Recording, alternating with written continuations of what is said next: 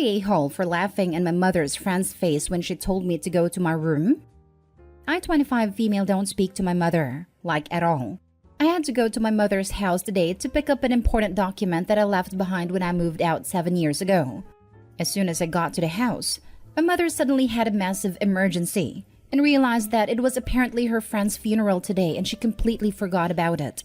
I couldn't help but internally roll my eyes, as there is always some drama, hence why I have gone no/very low contact. She asked me if I would watch my 2 younger brothers, 7 and 11, whilst she went to the funeral, and I said absolutely not. This is my only day off. I have plans, and I have no relationship with them due to my mother stopping them from seeing me for years. I just wanted to get my birth certificate and leave.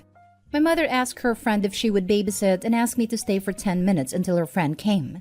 I didn't get even the opportunity to say no before my mother left the house. I was seething, but resolved to wait 10 minutes. My mother's friend turned up and started berating me for not agreeing to look after my brothers whilst my mother went to the funeral. I said, I don't have anything to do with my mother. It's my day off work, and I'm under no obligation to look after anyone else's children. My mother's friend then told me to go to my room.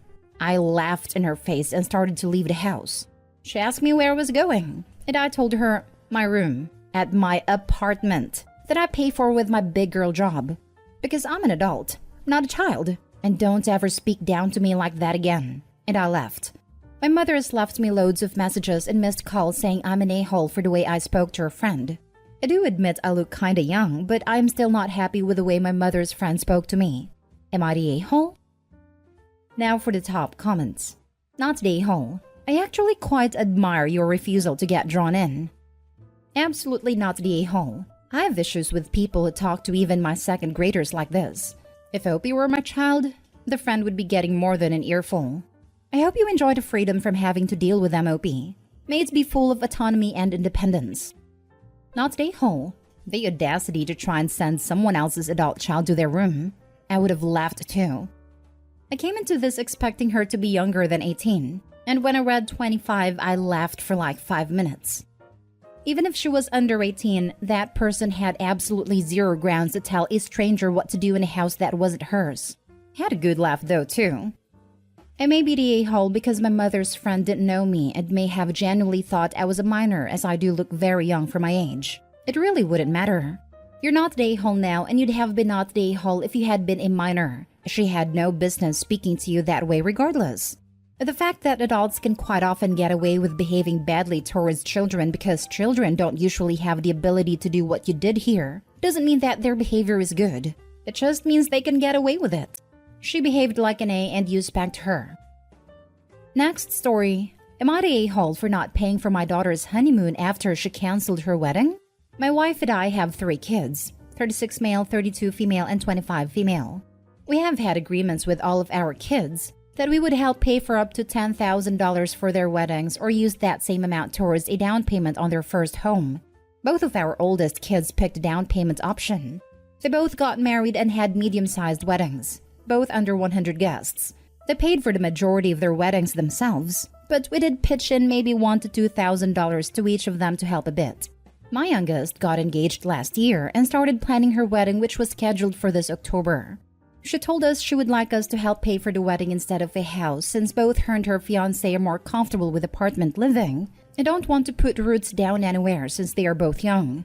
She had us put deposits down for a venue, caterer, photographer, and a DJ. These deposits totaled over $5,000 and were non-refundable. About 2 months ago, my daughter called to tell us that she and her fiancé had decided to cancel their wedding and get married in a courthouse. She said the wedding planning was too stressful and they would rather just get married legally and spend money on a big honeymoon instead. She said she wants us to take the rest of what we would have paid for the wedding and put it towards their honeymoon instead. She said they want to take an extra long honeymoon, like 2 to 3 months of travel to multiple destinations. I told her that we would not be contributing money to that. I explained that by canceling their wedding, we have lost out on thousands of dollars and gotten nothing out of it due to non-refundable deposits. Mind you, we never questioned any of their choices regarding wedding planning, and were not involved in any of the decision-making. I literally just wrote checks to vendors. My daughter is upset and accusing me of playing favorites with her older siblings, and for punishing her because she wants something different for herself. I told her that the situations are not the same, and that giving her thousands of dollars for her to bum around Europe and Asia for a few months was never something I agreed to. My wife wants to give our daughter a few thousand to try and even things out, but I am firmly against this. The way I look at it, we already gave her thousands of dollars and she decided to literally throw all of that money away. I understand wedding planning is stressful, and if they want a courthouse wedding, that is their choice. But it also wasn't their money that they lost by canceling the wedding. It was ours. My daughter thinks I am being an a-hole about this, and my wife wants to just give her the money to keep the peace. But I feel like that just completely absolves our daughter of what her decisions have cost us. I don't want to pay for her wanderlust after she cost me thousands of dollars. Not the a-hole, but I would encourage you and your wife to inform them that the remaining balance of the money is available to help contribute to a down payment on a home at a future date. This way, you are not playing favorites. You are not punishing her for changing her mind about the kind of wedding she wants. And you are still only using the money for purposes you are comfortable contributing to. Note, I get that you are annoyed at the loss of non-refundable deposits. But you are skating perilously close to an a-hole rating by framing it as she decided to literally throw all of that money away. And I wouldn't be at all surprised if that attitude is what your wife is reacting to. You are succumbing to the sunk cost fallacy. That money would have been gone no matter whether your daughter went through with the wedding or not. The only thing different is that, by realizing that she didn't want the big wedding, she has stopped spending additional unnecessary money. Not the a-hole. She wasted $5,000. No way in hell I'd give her more money. While she had a right to change plans, she doesn't have a right to ask for more money. I don't think she had a right to change plans without reimbursing her parents. She literally threw their money away and felt entitled to do so because it's my wedding. No. You take someone else's money, then use it for the intended purpose, or you give it back. Not the a-hole. Not the a-hole. Throwing away your money was an a-hole move, and I wouldn't give her more personally. If she had asked for the money for a honeymoon upfront because she wanted to do a courthouse wedding instead, then that's one thing. But to be so disrespectful with your gift and then ask for more? That's just incredibly entitled. I am also curious what jobs they have that they can take a multi-month honeymoon. According to them, this is their plan. Not renew their lease on their current apartment and move in with fiancé's parents post-wedding/pre-honeymoon. Quit their jobs to go on their honeymoon. Use their own savings and my $5,000 to travel cheap around Europe and Asia. Think backpacking and hostels type of travel for 2 to 3 months. Then come home, live with fiancé's parents for a bit while they get jobs and figure out their next steps. Next story is titled, Am I the a-hole for telling my cousin I don't care she has 3 years to live? I have a second cousin called Jane. She's very close with my parents. We weren't close because she's always been kind of mean to me, but as we live in the same city and my parents often work long hours, she often accompanied me to extracurricular activities by taking the bus with me downtown as she was the only one available. I got her a nice Christmas gift this year with allowance I saved up, so I don't think I've been ungrateful for what she's done for me. I'd also like to note I'm not that young, 16 female. It's just my parents are weird about public transportation because I'm very small and a girl, and my mom was often harassed on the bus when she was young. Jane was unfortunately diagnosed with cancer recently and was given an estimate of 3 years left. Ever since she received the news, she's often done things like cutting in long lines and asking for discounts normally only available to service workers with the phrase, "I've only got 3 more years. We gotta make 'em good." Recently, my parents asked Jane to escort me on a flight to visit my family who lived in another state for 2 weeks. I'd never flown alone before, so the deal was that Jane would fly with me there and show me how things worked, return home without me, and then I would fly home alone after I knew how. My parents covered everything, plus some nice skincare for Jane as a thank you. On the flight, she stretched out her knees and legs onto the seat in front of us. When the person understandably turned around to complain, she used the stupid excuse about the 3 years to live thing again. The person said they were sorry about that, but to please put her legs in her own space. She kicked her legs around a bit and then put them so her knees were resting on the back of the seat in front of us. I told her she was acting childish, and she said that she deserves to be comfortable in her last years of life. I then told her that me and others around her don't care about her living life to the fullest at the expense of others. She was really quiet for the rest of the flight and I feel horrible. I know I could have phrased it nicer, but I was sick of her being a jerk to random people. So am I the a-hole, and how much? Edit. Just so you guys know, Jane really likes flying, so she was very excited to be the escort. She was also visiting a friend in the city. She also takes me on public transport about 1 to 2 times a month. Sorry if this is unnecessary, just trying to answer some questions. Now for the top comments. Not day whole. I am terminal, with about a year, but I don't act entitled to anything. When I'm feeling down or my emotions run high, I spend time by myself so as to not offend anyone else. I am thankful for every single moment and am living life to the fullest, but not at the expense of others. Thank you so much for this comment. OP, this person is one of those who will be missed when they leave. Your cousin is trying very hard to make people not miss her. Not day whole. Like you said, you could have phrased it nicer, but she needed a wake-up call that "I'm dying" is never an excuse to treat others poorly. Hopefully, a reprimand from a 16-year-old will be enough to knock some sense in her. Jane needs to knock that off. She doesn't get to make other people miserable due to her diagnosis. On the other hand, maybe Jane should focus on herself and live it up for the time she has left on Earth. And maybe that means stop being the errand girl for other people. If she's going to take a flight somewhere, it should be to a place on her bucket list. Maybe if she started to focus on having awesome experiences for herself, she wouldn't act this way towards others.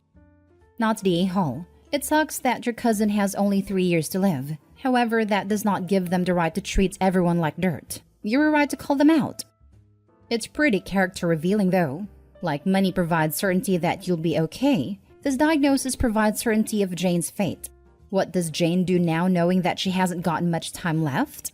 Be horrible to others. It's revealing, but hold your horses. This is a teenage girl dealing with a terminal diagnosis. We can call her out for being horrible, but this may just be her initial reaction to figuring out that she's going to pass away. That's heavy stuff. OP or family should talk to her. Last story is titled, "Am I the a-hole for telling my son that I don't think he'll be as successful in life as his sister?" I, 46 male, am the father to 2 children, 19 female and 16 male, with my wife, 44 female. My daughter is entering her sophomore year of college, and I recently posted a picture of her to social media and captioned it with, "My daughter is entering her sophomore year of college. I am so proud of her. She will go on to great success in life." For some reason, this bothered my son. He asked me, "Why don't you ever post anything about how proud you are of me? You always do about my sister." I told him that once he reached certain milestones, I would. He then said, "Well, I've still done things with my life so far, but you never acknowledge those things." I then told him, "Look, son, you are highly intelligent. Your sister is smart. You're smarter. I watched you both grow up and develop, and I'm telling you, you're in the upper echelon. But you're not half as hardworking or conscientious as her, which is why I'm probably always going to be bragging about her more than you. Start applying yourself to life the way you do video games and D&D, and that will change." My wife thinks that what I said to our son was hurtful and unnecessary. I think I was just being honest and trying to give him a wake-up call. I just want him to live up to his potential. Am I the a-hole? Info. Is this part of a plan of systematically demotivating your son? Or did you just feel he needed extra demotivation on this particular occasion? No, just the opposite. He is so intelligent and has so much potential, and it's just frustrating to watch him squander it. He's 16. What is he supposed to be doing with his life right now in your eyes? Right? When I was 16, I also played video games and fooled around with my friends. I managed to graduate college and get a decent job/life. This dad is probably a macho man boomer who doesn't understand D&D or anything about his kid's interest for that matter. You're the a-hole. Poor kid just wanted some acknowledgement from his dad. You can't boast about one child and not expect the other to feel a little left out. Oh, don't forget that he said out loud that the son is smarter than the daughter. Wait to insult both of your children. OP, you're the a-hole. He heard 2 kids in one sentence. You're the a-hole. Are you saying your son honestly has done nothing worth you posting about? How do you know he's so smart? You can't brag about that? Also, do you know that highly intelligent people often have such high expectations placed on them that they need to have escape valves such as playing games, or they self-destruct? Yep, we self-destruct. I'm the technically smartest of 4 kids, but I'm the only one living near the poverty line with bad mental issues, and the other 3 are pretty successful. They/their families and my parents are wonderful. They never give me grief about failing to live up to my potential. never make me feel bad that I don't have money and can't do the things they can do, like international travel for fun. I also don't ask them for money or make them feel bad for having it. If they want to invite me to family dinners at a restaurant, they know they'll be paying, but I never invite myself or try to guilt trip them. If something serious happens, I could ask them to borrow money because I don't do it frivolously, and I give them realistic times of how long it would take me to pay them back. Also, celebrating their success doesn't diminish me.